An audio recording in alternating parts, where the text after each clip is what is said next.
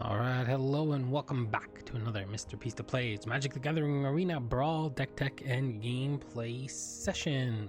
We have Killian, Ink, Duelist, with 2 mana 2/2 with Lifelink and Menace. Spells you cast that target a creature cost 2 less to cast. So there are multiple ways that you could build this. I've chosen to go the removal aggro style of deck. You could go enchantments. You could go pump spells, but I chose the more, I'm going to get things out of the way for my aggressive creatures to beat down. So we're going to go through cards that can target creatures.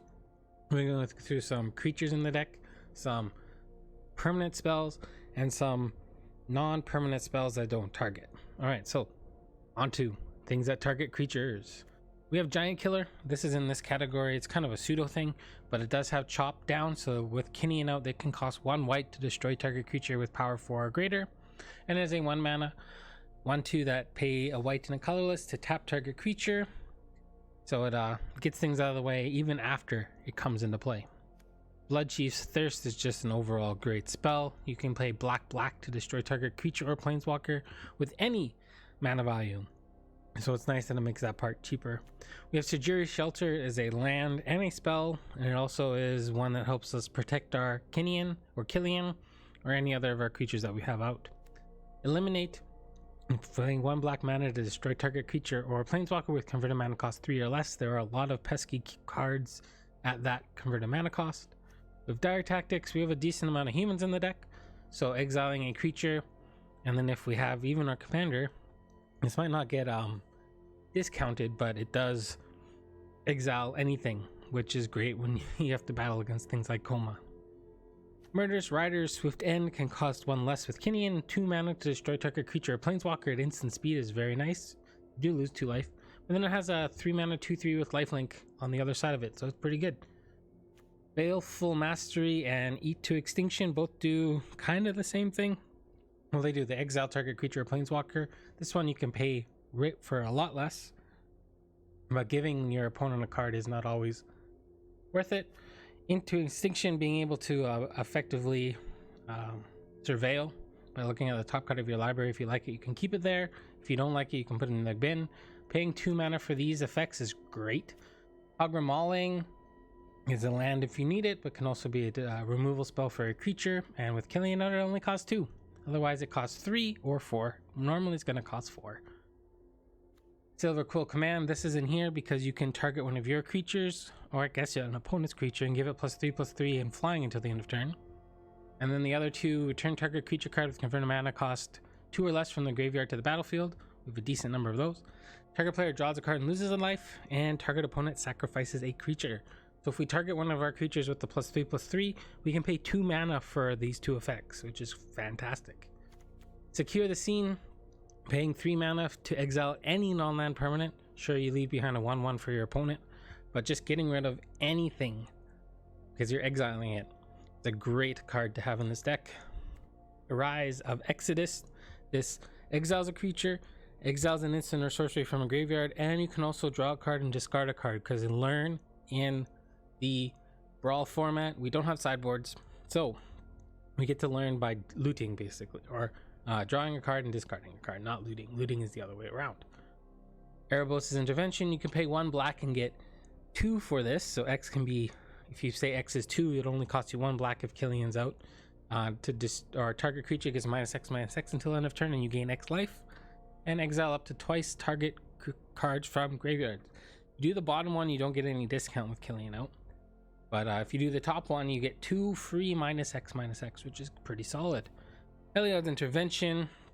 I like this one. Destroying target artifacts and or enchantments. If you target one of your opponent's creatures, this can only cost white. So that's pretty solid if you destroy an artifact or enchantment creature.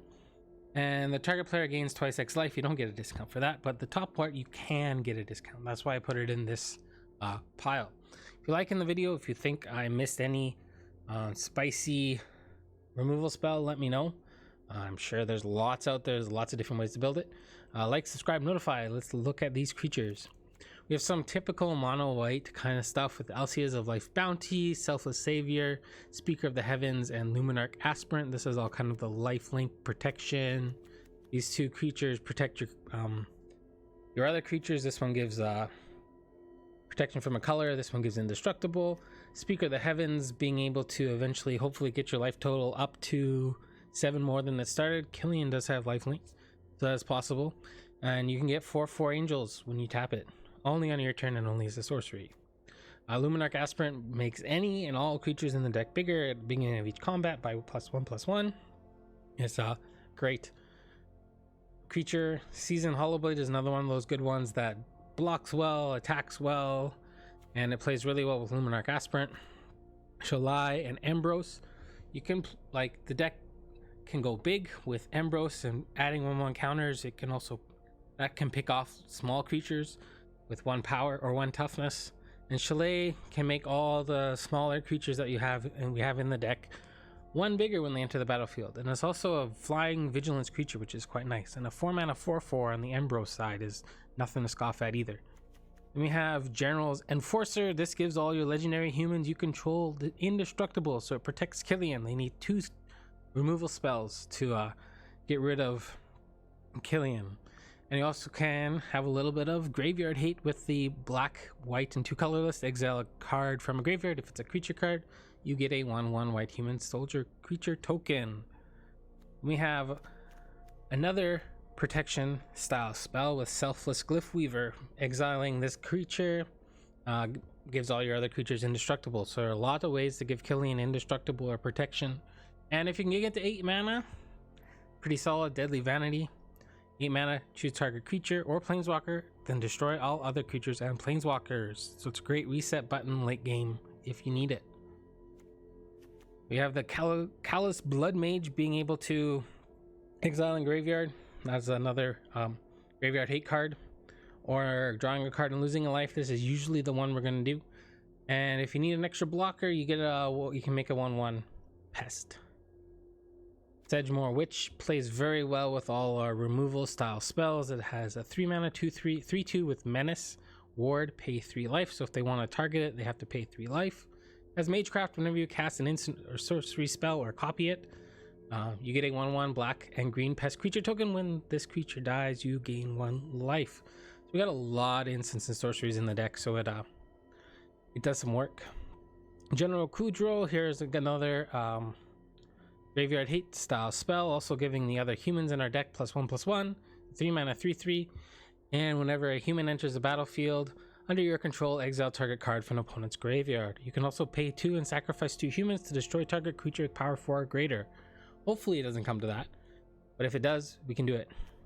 Kunaros, Hound of Athreos, a 3 mana 3/3 with Vigilance, Menace, Lifelink. We're a keyword soup, but it stops cards from entering from the graveyard to enter the battlefield, and players can't cast spells from the graveyards. We don't really play with our graveyard, so this can stop other decks from doing that.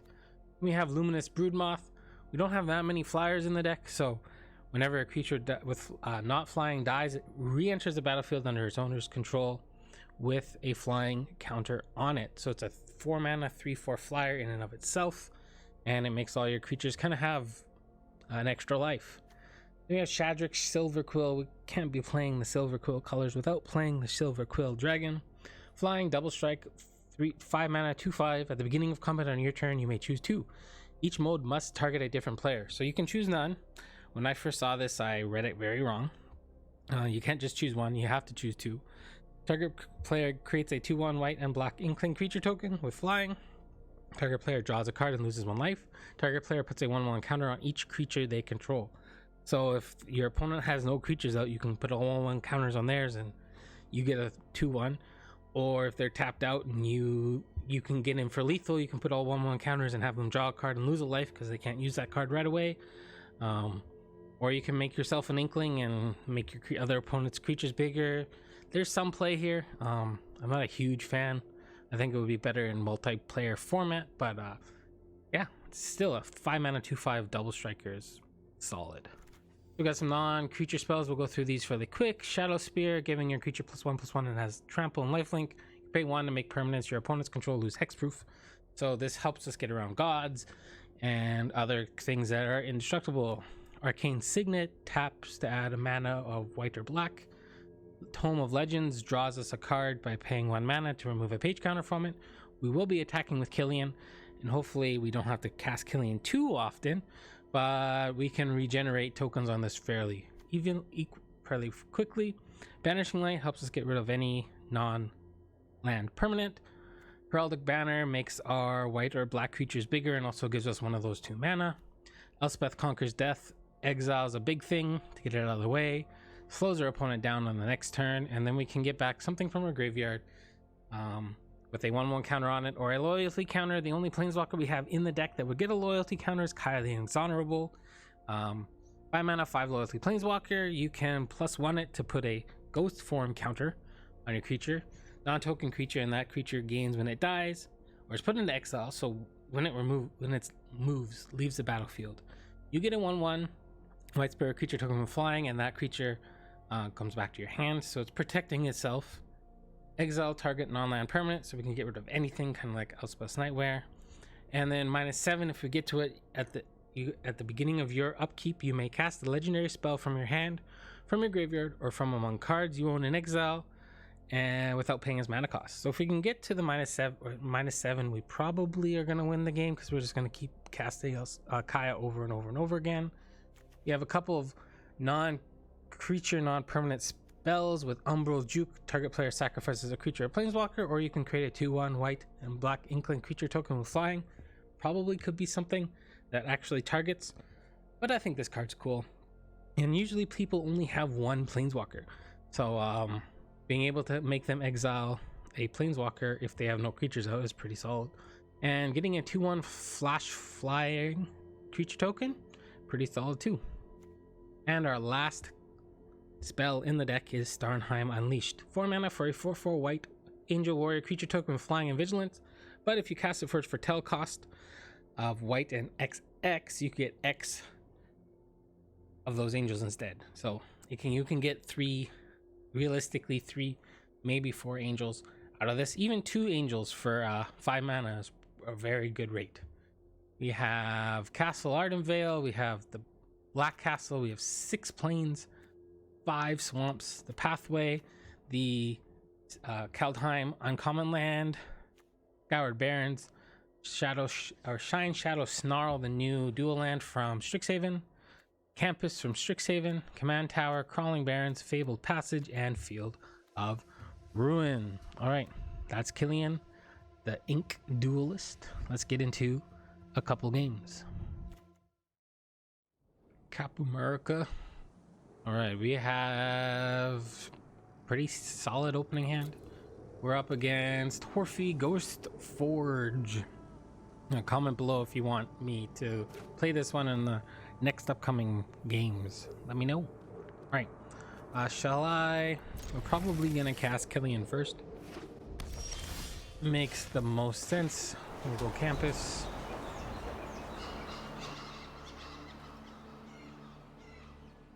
Campus into... Actually, we'll probably go Chalet first. Chalet dies, it's not the end of the world. Let's see what they play. Alright, let's Chalet. Tricky with this thing, I want it to be on black, but it works better on white.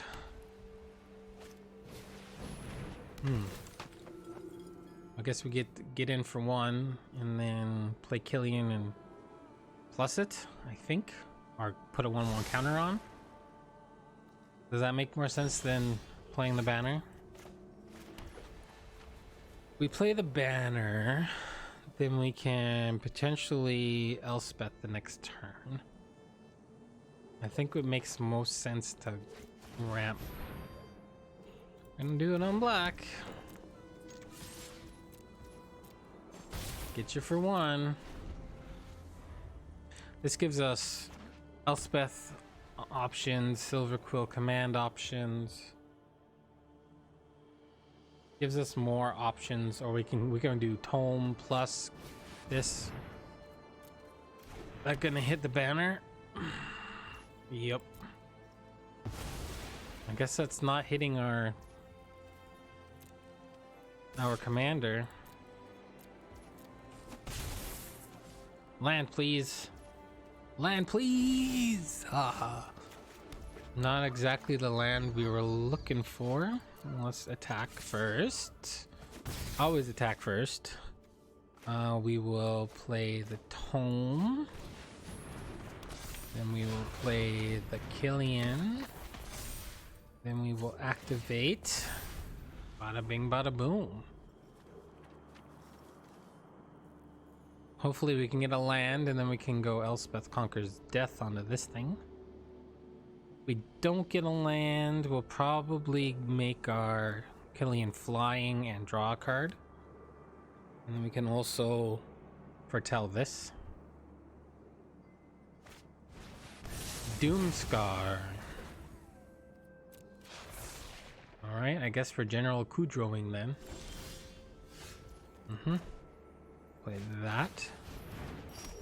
To Kudro. Bye bye, Charming Prince.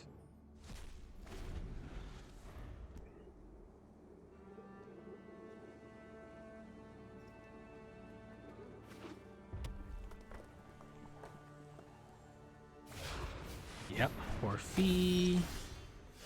I think we just do this. We could have risked drawing a card to see if we hit a land, but I don't know if that was worth the risk. Baneslayer. So we can do this.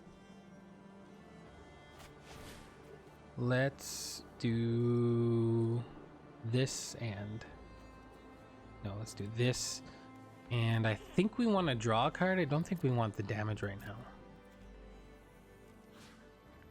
We'll draw a card. They can sacrifice that.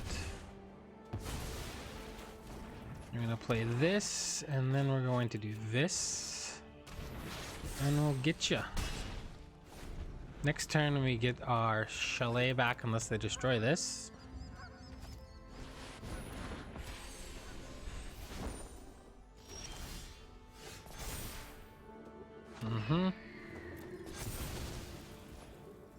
All right. 1, 2. That is annoying. Whenever creature you control deals combat damage to a player, you and that player gain that much life. What an annoying card. Well, let's start by drawing a card. Well, isn't that a lovely draw?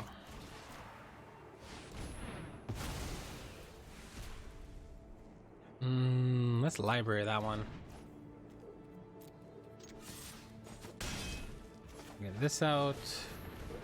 So if they draw mana and they can play their Hofri again, we can Umbral Juke.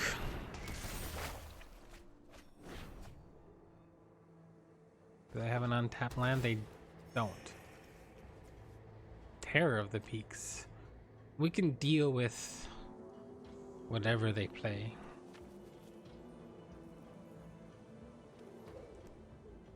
We get to make 2 5/5s this turn?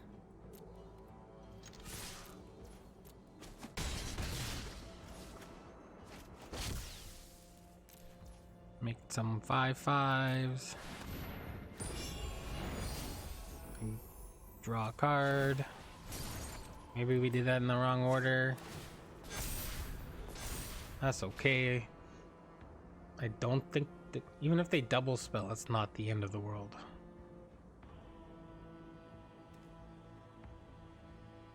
This is gonna blow up this and that next turn. This is gonna blow up the terror. Unless they can cast another creature.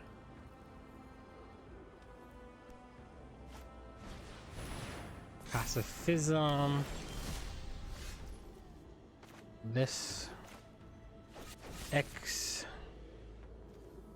I just think we need to blow up 1, right? How much mana? 1, 2, 3, 4, 5, 6. Yeah. Need to blow 1. Blow up the Pacifism. Then we're gonna Umbral juke. Target player sacrifices a creature. And we got there. All right. Killian not doing too much work, but maybe they'll do some work in our next one. All right. On to the next match. All right. Can we get under this Codie deck? Yeah, this is definitely keepable. For sure. Definitely keepable for sure. Start with that. This into, I think we're gonna do it this way again. Very similar start to our last match, our last game. But this time I can put this on white, which I think will be a better color to put it on. Bye bye Chalet. Nope. Not so bye bye Chalet. Maybe now bye bye Chalet. Maybe counterspell. White.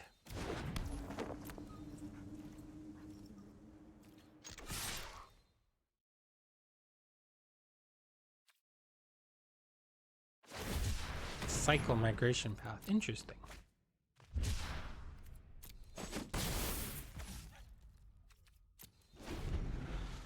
All right, next turn we will Fabled Passage. Sure.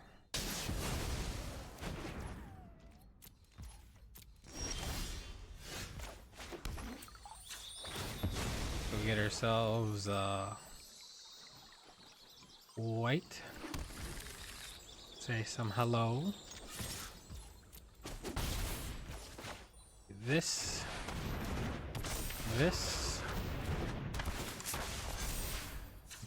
That.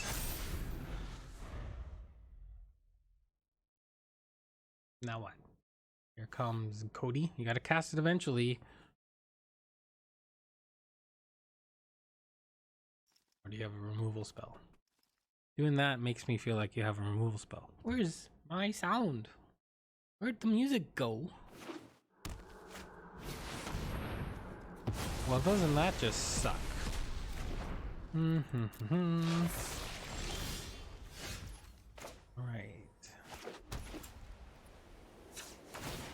Draw a card. Play another Killian. We got one removal spell for this Codie. Hopefully we can draw some more.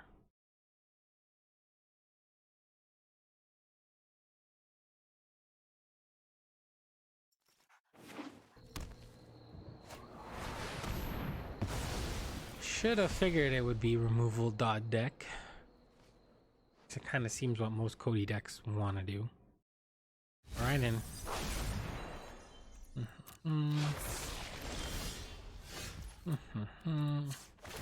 Draw a card. Hollow Blade.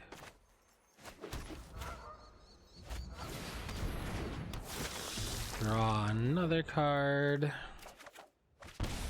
I'm going to I think I want to put on some pressure, so we need this.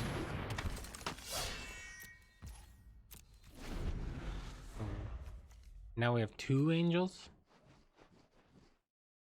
Next turn we can like do this plus either remove something or make them sacrifice this.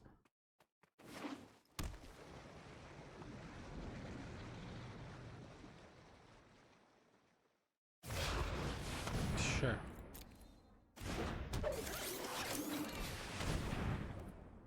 Well, I guess we're doing this then. That's a weird, feels like a weird spell to have for a deck like this.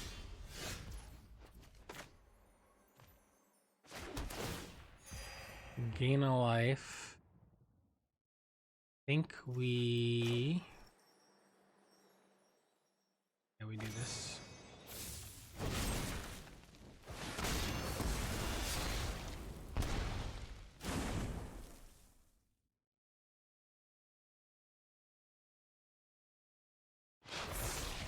Now the question is, well, let's draw.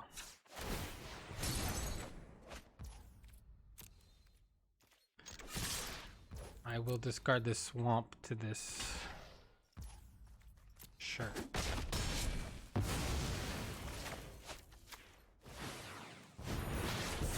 We've seen one mass removal spell. I would not be surprised if they had more.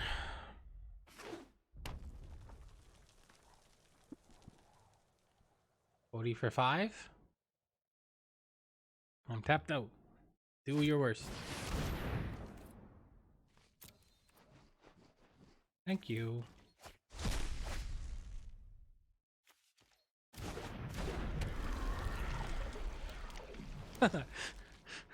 Oops. And they can.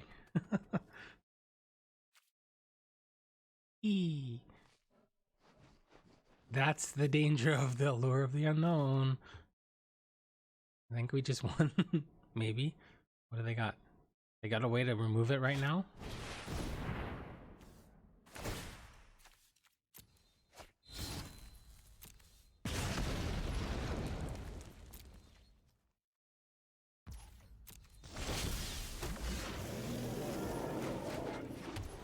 Now, do I want to get greedy? I don't mind if the Hollow Blade dies. You go ahead and block. Okay.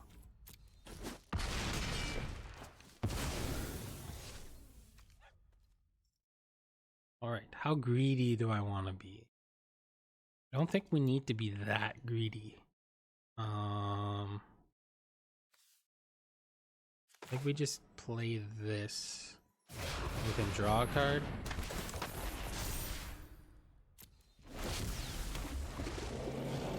I don't want to overextend. This is like a reset button.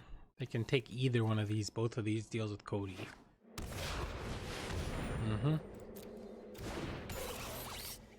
You tap out, you're dead. You don't tap out, pretty close to dead.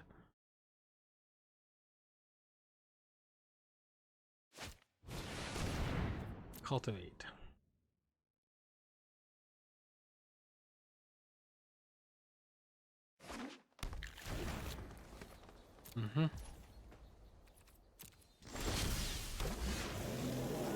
All right.